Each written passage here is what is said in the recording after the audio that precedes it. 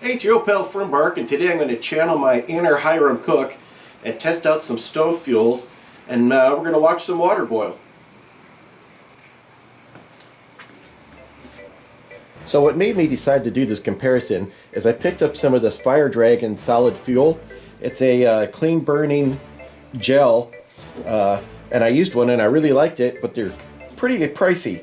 And then I saw you could also get the Fire Dragon in just a, pour out yourself. It's a little bit less expensive, but it's still really pricey. And then I got to looking at it. It looked like it was the same component as what you get in fire starter for like briquettes or starting a wood stove or something like that.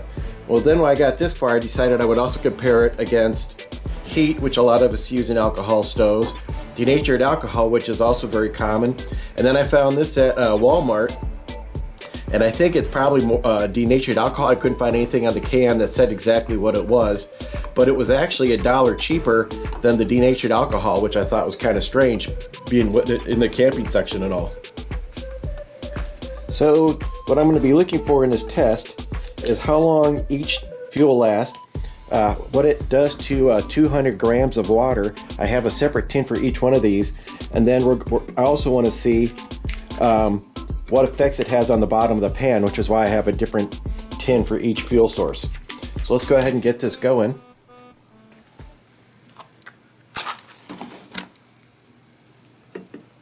Ooh, that took off right away.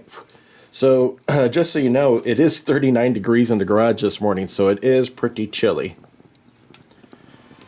Oh, come on, get down there. One nice thing about the Dragon fuel is that you can actually see it, as opposed to like denatured alcohol. It's very difficult to see if it's lit or not. Pretty cool in there how that burns.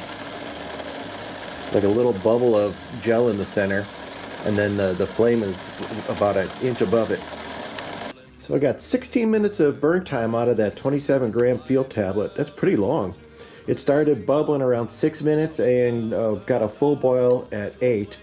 It did blacken my pan pretty good, so I'm not sure about clean burning. Here is 27 grams of the Fire Dragon in its liquid gel form. Go ahead and get that lit and the timer started.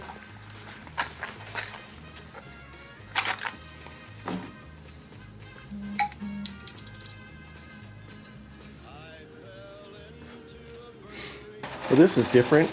I got to a rolling boil at about 7 minutes with the gel, and it never got this fast of a boil with the tablet or cube. And here is 27 grams of beautiful liquid fire starter.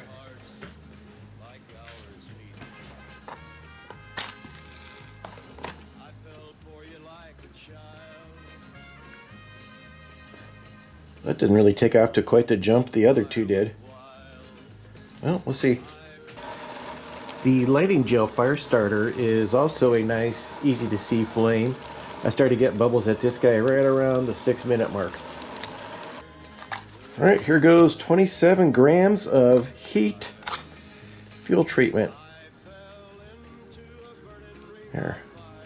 It's lit. It doesn't look like much. Here's the heat heating up my water. Now you can see this flame pretty decently. Well, it's time to light off 27 ounces of denatured alcohol. There we go. And start.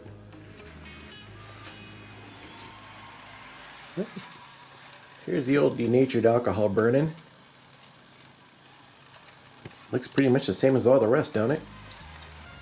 Well, it's tough to see, but for those of you wondering how much 27 grams is, it's a little over an ounce, so about 1 1/4 ounces. Oh wait, yeah. Alright, let's get our last contestant lit, the official alcohol stove fuel, which smells exactly to me like denatured alcohol. Alright, let's go ahead and wrap this baby up. As far as performance goes, this little guy right here lasted 16 minutes, and I got to a boil at 8 minutes. The same brand of fuel lasted 14 minutes, but it got to a boil a minute faster, and it was a much more rigorous boil. Just your regular gel fire starter ran for 11 minutes, got to a mediocre boil in about 8 minutes. The heat lasted 13 minutes, got to a boil in 6 minutes. The denatured alcohol lasted 13 minutes, and this is, by the way, is all at 27 grams of fuel.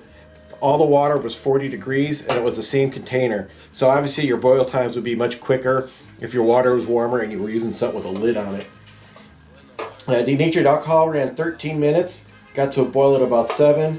The stove fuel only lasted 12 and a half minutes. It didn't quite work as well as the denatured alcohol. I don't know why. They smelled perfectly the same. By the way, this cap is the worst thing ever for trying to pour into a small container. Just saying.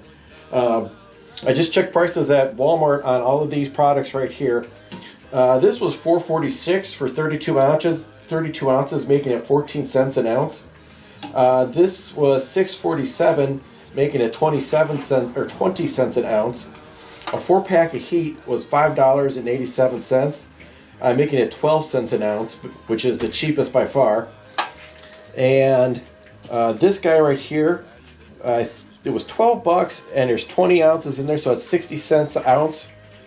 This right here was 94 cents an ounce. That bottle is 8 bucks, but it holds 8.25 ounces.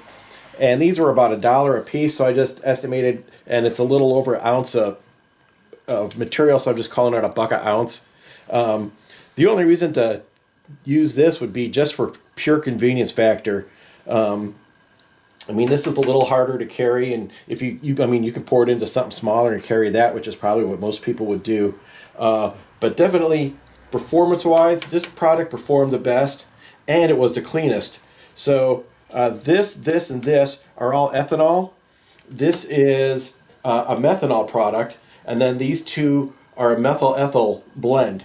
So that's where we're at for fuels. I was going to go ahead and get a paper towel. Just wanted to check out real quick how hard this would be to clean. So this is just a dry paper towel. It's pretty much wouldn't be that hard to clean off, but it's still a lot messier than any of the other fuels are. Yeah, that comes off pretty quick. So not too bad to clean up. Well, that's going to do it for your old pal Fern Bark out here in the garage kitchen of science. If you found this video boring, just imagine what it was like standing out in a 40-degree garage watching it burn the whole time. Anyhow, thanks for watching. Catch you next time.